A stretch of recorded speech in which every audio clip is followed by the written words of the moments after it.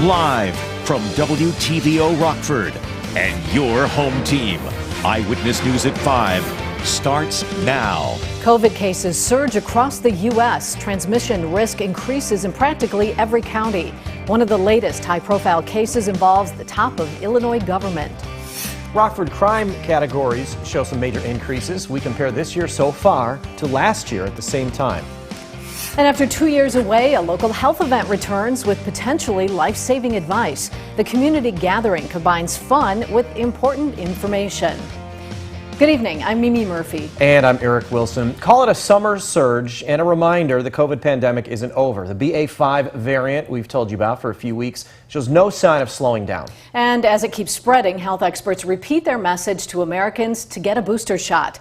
ABC's Morgan Norwood shows us, despite the increases, many places are rolling back restrictions. Driven by the highly transmissible BA.5 variant, new COVID cases continue to surge across the country. The BA.5 variant now makes up more than 78% of all new cases and is said to be more resistant to prior vaccinations and immunities. It's why health experts are pleading with Americans to get their boosters. Having 67% of the population in a rich, developed country like the United States is unacceptable. We have got to do better than that. And of those 67%, only about half of them have received a first dose, a first boost, which again is unacceptable. According to the latest CDC data, most of the U.S. is living in a county with high or medium risk level of COVID. Yet some cities and agencies are rolling back restrictions and mandates. In San Francisco, the mask requirement for BART, its transportation system, now expired. This is not the time to do it, especially in closed indoor environments like BART. With so many lives lost due to COVID, the other massive toll from the virus has flown under the radar. Workers lost due to long COVID.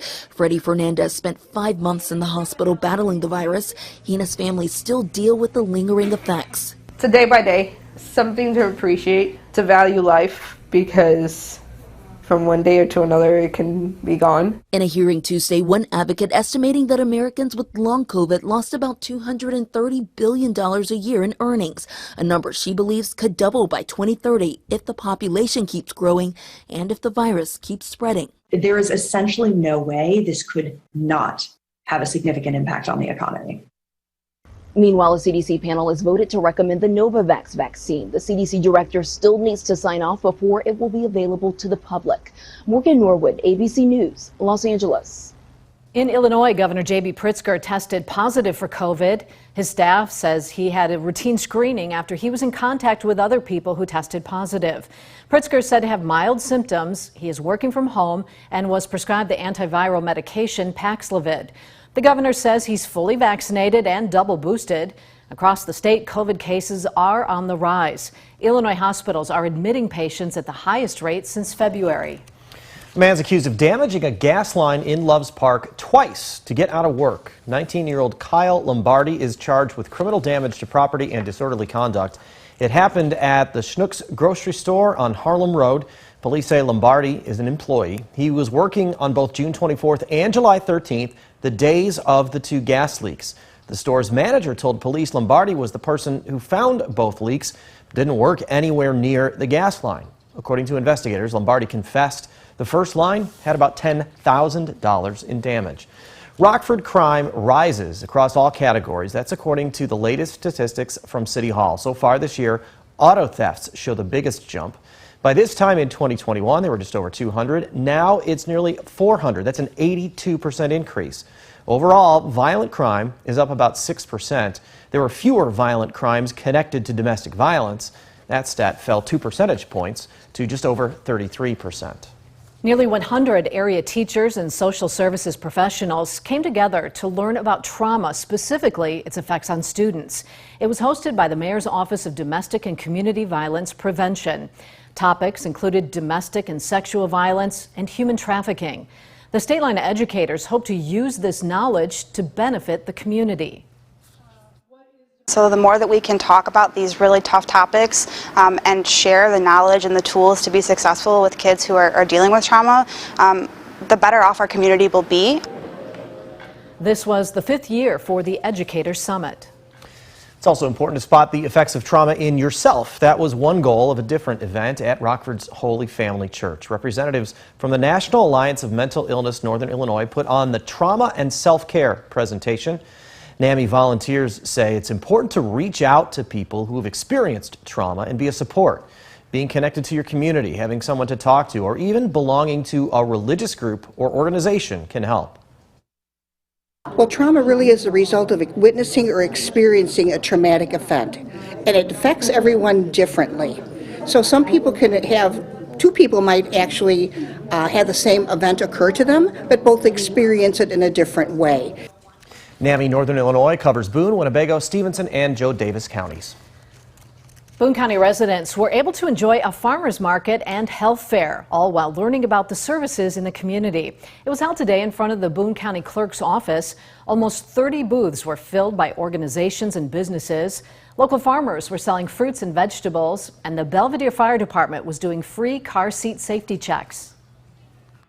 We are a small community, and we really do like to get together to be able to share what we have, what we can offer. We love helping out where needed and just making sure people that maybe were not aware of services are able to speak with somebody.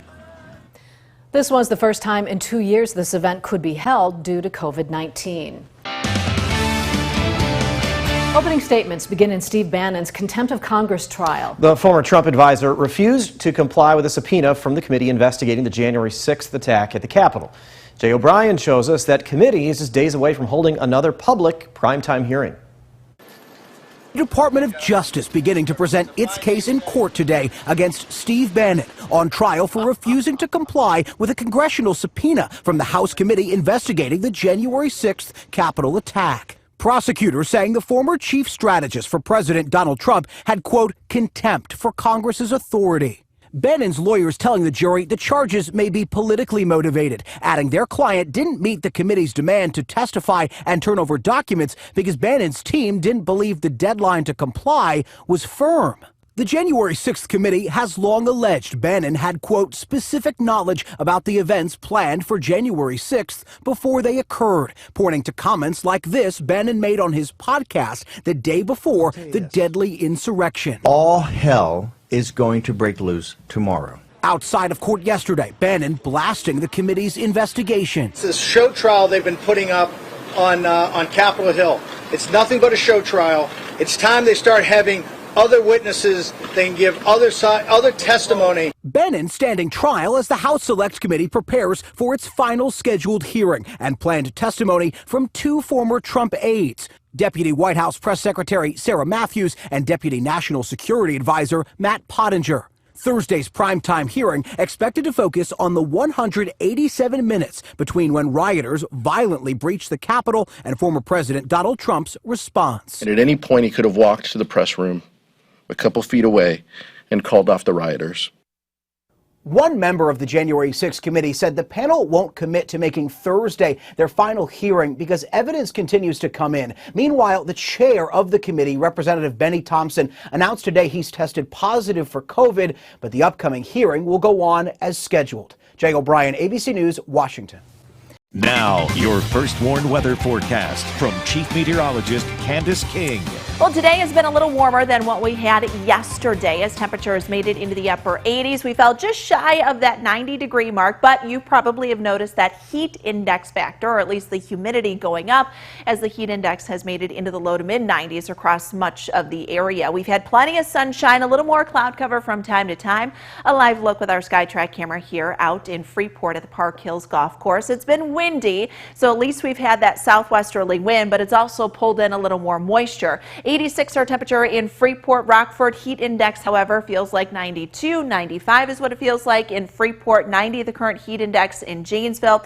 You're down to 83 in Rochelle, so a little cooler down there with the heat index currently sitting at 87. Winds, as I've mentioned, have been a bit on the gustier side from the southwest. We had some gusts today come close to 30, and still that gust ranging anywhere from 25 up to 30 30 miles per hour. Those wind speeds gradually come down here as we go through this evening. Cloud cover, the result of some showers, really weakening though up to the north of us, north of Madison. Things are going to stay fairly dry here as we go through the night tonight. Cold front stretches back off to our west and northwest, tied into an area of low pressure, moving out of the Dakotas and into Minnesota. That low pressure system is going to pass well to the north of us tonight through the arrowhead of Minnesota up through Lake Superior. That cold front does come through around midnight. Timing of the front not ideal for us to get really any meaningful rainfall. So just an isolated shower, maybe a thunderstorm, but most of us actually going to stay pretty dry here as we go through the night tonight. And that chance would arrive after about 10, 11, 12 o'clock tonight. While we have increased our heat, the humidity, look at these numbers down across the central and southern plains.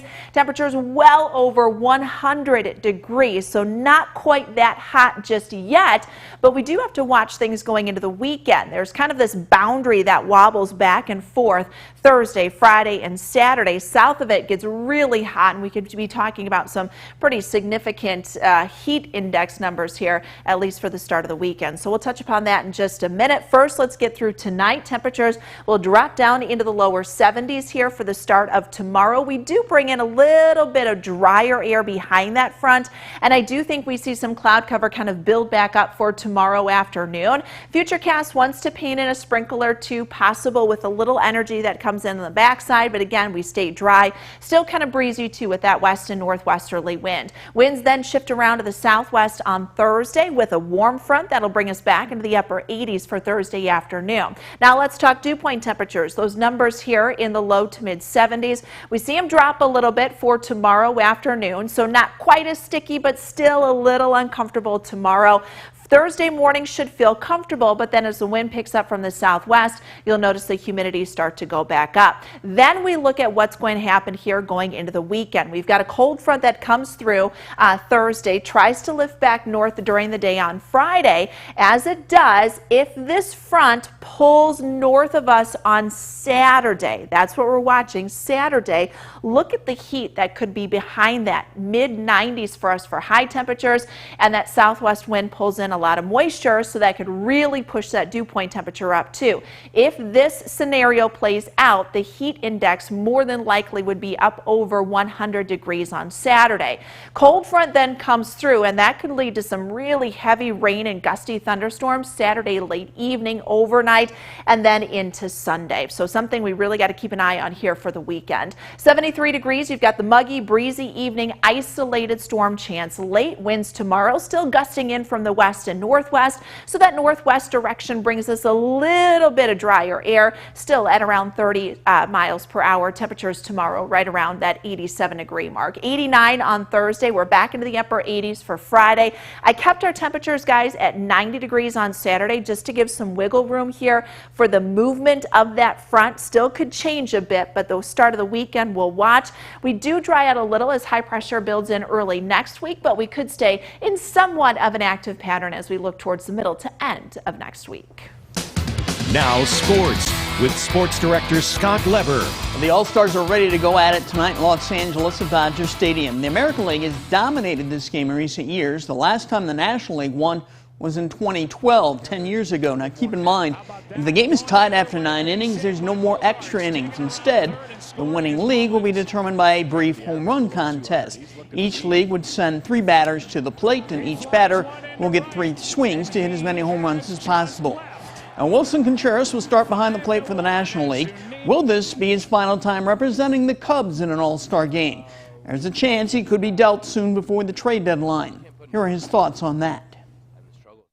To be honest, I don't feel like this is going to be my last time with the Cubs uniform. I don't know why. I haven't had talk with the team. I haven't had anything, but it's just a feeling that I have that this is not going to be my last one with the Cubs.